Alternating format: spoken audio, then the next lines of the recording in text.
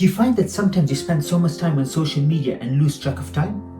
That might be a problem, but I might have a solution for you. Hi, my name is Kumail. If you're new here, thank you for joining me. I'm an accountant by day and an avid reader by night. And in these videos, I like to share what I've learned so that it's useful and beneficial to whoever listens to them. So, going back to the problem that I first stated, do you find that sometimes you spend so much time on social media that you lose track of what you're doing? And it becomes a mind-numbing exercise where you're carelessly scrolling down through your feed hour after hour and time just goes. So Facebook, Instagram, TikTok, wherever it might be. I have a solution. And that solution is to actually read a book on the topic, which is called Digital Minimalism by Newport. A very good book. A book that has made me want to take action on my own personal social media use, because I have Facebook and I have Instagram. I don't have TikTok, I don't have Twitter, and I don't have Snapchat or any other social media apps. So Instagram is what I use mostly. And sometimes I find myself going through Instagram and just keeping on reading and watching stuff, and time just passes. It's very strange. So, and I think it's a problem. It's a big problem because social media has its uses for sure, but then it also has its deterrents, and it detracts you from what you need to do. It's a distraction from the real issues at hand that we should be focusing on. So, digital minimalism, what does it really mean? Carl Newport gives us a definition of what he means by digital minimalism. So, he calls it a philosophy of technology use in which you focus your online time on a small number of carefully selected and optimized activities that strongly support things you value, and then happily miss out on everything else. The problem is we have a lot of FOMO in the 21st century. We want to be part of every single thing and be informed about what's happening. But really, we don't have to know everything that's going on. Things that need to reach us will reach us eventually. I know people, myself included, who don't actively look at the news because they find that the news sometimes distracts them and causes them to be in a kind of a loop where they are incapable of doing anything. But at the same time, it drains them because they just can't do anything. So rather than focusing on the negatives, they focus on the things that they can control. And social media is the same thing, because with social media, you end up comparing yourself to other people. And you look at the highlight reels of people's lives, and you feel like, why does that person have more than I have? Why does he have a better car, a better house, a better marriage, a better child, a better family? Like, he has everything much better than I have. But then when you actually dig into their lives, you realize that actually they might be smiling on camera, but behind the smile, there's a whole story that they haven't shown on the highlight reel. But that's the point of a highlight reel. You're watching the best parts of the life. And life is not just ups, it's downs and ups and downs and downs and ups. Life is meant to be that way. It was never meant to be an easy life. And social media distracts us from that whole ethos where when we start comparing ourselves to others, we go into this rut where we're carelessly trying to live up to the Joneses and never reaching there, because we live up to Mr. Jones A. Eventually, over time, Mr. Jones B will pop up, and he has it more than Mr. Jones A. Then what do? Are you going to work towards Mr. Jones A, Jones B? It's going to be an endless cycle where you will spend your life trying to pursue a life that is a highlight reel, that you don't know what's going to happen. I remember I read something very profound where someone said, would you trade lives with Warren Buffett, given that he has so much? If you look at his highlight reel, he has $1 billion company. You wouldn't, would you? The guy's 95 years old. He doesn't have time left. But when you look at his highlight reel, you look at everything he's done in his life. But you know what? You know what he says? The one thing he missed out on. He missed out on time with his children. He literally missed out on time with his children. So then you think, do you want that kind of a life? Do you want the highlight reel of that person because he looks like he's living a better life? the grass is always greener on the other side. It's always greener. So the first thing that I learned from Carl Newport's book is this: inherent technology use is not good all the time. Sometimes we need to have a break. And he gives stories, a lot of stories about how like people in high social standing, like people like Bill Gates and Warren Buffett, take a break from social media. I think Bill Gates is the one who used to go once a month in the summer to like a log cabin and just stay there and just read and do things without any internet connectivity. That's the kind of life we lived in back in the caveman days, where we go out for a day's worth of work and then come back and just relax. What do we do now? We go to bed with our phones. We fall asleep with our phones on our hands. That's the kind of society we live in. It's so detrimental to our well-being and our mental health. No wonder we have a mental health crisis, because we keep on comparing ourselves to everyone else. No wonder girls have such an inferiority complex, because they're comparing themselves to models that are much better looking, and so the barometer is them. The highlight reel is the barometer, and anything that is lacking with the barometer is obviously lacking in the person himself or herself. And that's not a good way to be. It is not a good way to live. For sure, it's not a good way. It's not healthy. No wonder people take their own lives. It is no surprise, after looking at everyone else's life and trying to live like them. So that's the first lesson I learned, where he talks about intentional technical use, and when you use technology, you try and use it in a way that is meaningful, that allows you to have control. So what I do for myself is, for example, in the evening after a day's worth of work, I'll leave my phone upstairs or in another room and not look at it. So what that allows me, it allows me to control my time. Then I can spend time doing the things that I need to be doing, like reading, spending time with family, doing everything else that hopefully allows me not to be connected to social media, or Instagram or Facebook, or just keeping up with all of these things, because then I can focus on things. So that's the first thing that I took from his book that I thought was very useful. The second lesson, so he proposes this a radical movement, where he says, why don't you take a 30-day digital detox? Now, that's hard. That is hard. But there is something I have tried in the past, where for a month, for example, I'm a Muslim, so in the month of Ramadan, for example, I would stop using, let's say, Facebook for the whole month. So I don't check my feed, I don't log onto the app. I try and do things that stop me from using that app. So you can go for a 30-day digital fast, essentially. The other way that you can do it, if you think 30 days is too much, one of the things he recommends doing is using social media at certain times of the day, right? So you have a detox at other times. For example, like in the first example I gave, where I actually go in the evening, I don't use my phone. I keep it away so that I can focus on things I need to focus on, like whatever's important to you. So whatever's important to me is what I focus on, and what is important to you, you'd focus on that. And you would use that time in a way where you are present. Sometimes we go out with family and we are on our phones. How, so let's say you go out for dinner, right? You sit down and then you take your phone, you place it on the table. What do? You place it upside down, as if to tell the person who you are with that, you know what, you're very important, but not that important. Just so you know, you are important. That's why the phone is upside down. But my phone is still on the table. So you're basically saying that you have some importance, but not that much importance. My phone is also there because it's important. Why take out your phone in the first place? Put it in the pocket.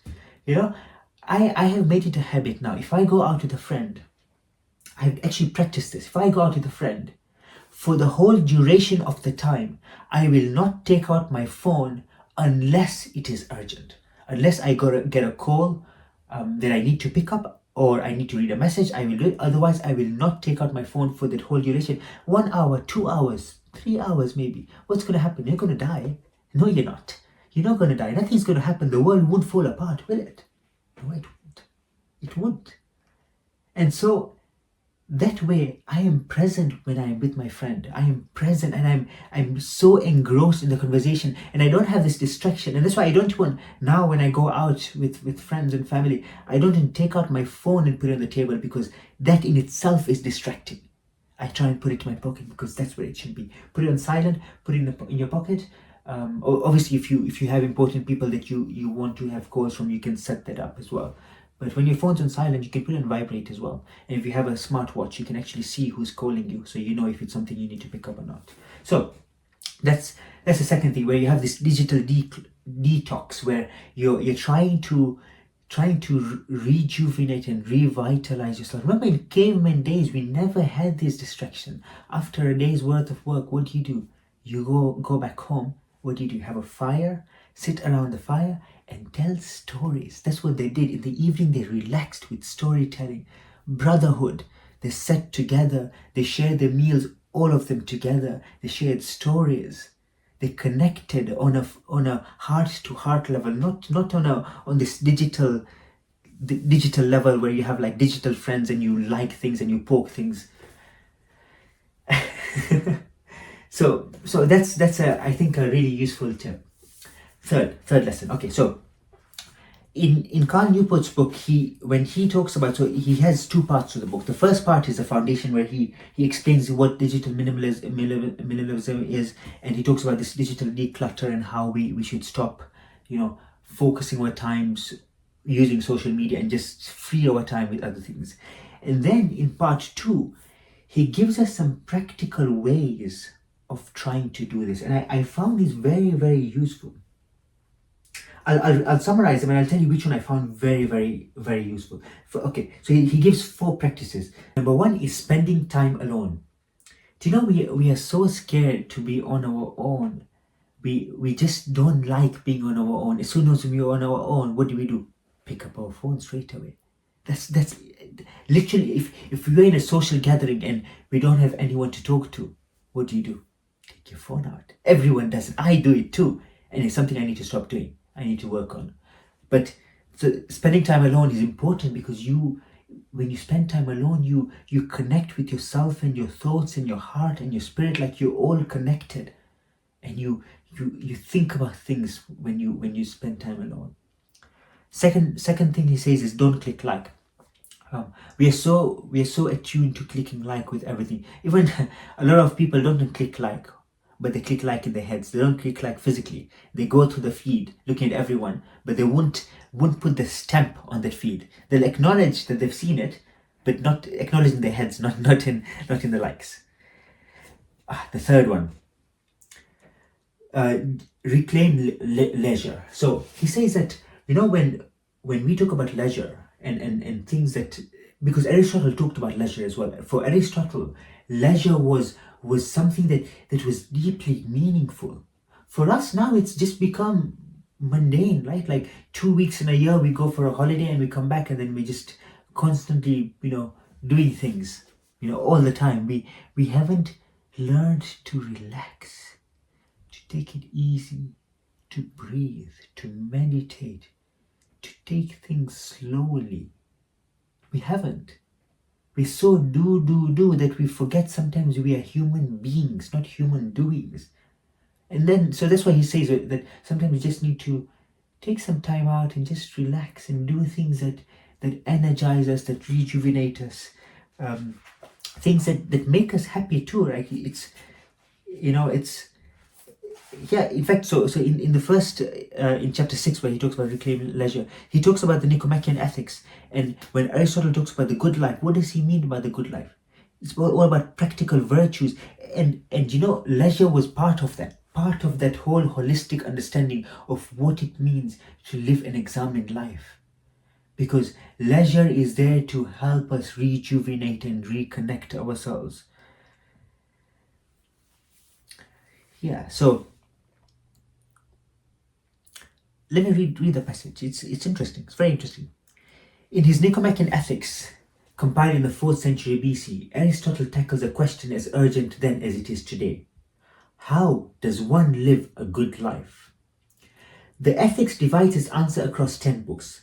Much of the first 9 focus on what Aristotle calls practical virtues, such as fulfilling your duties, or acting justly when faced with injustice, and courageously when faced with danger, etc.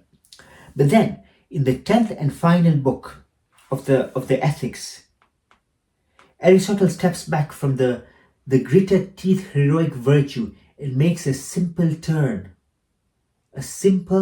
but radical turn in his argument.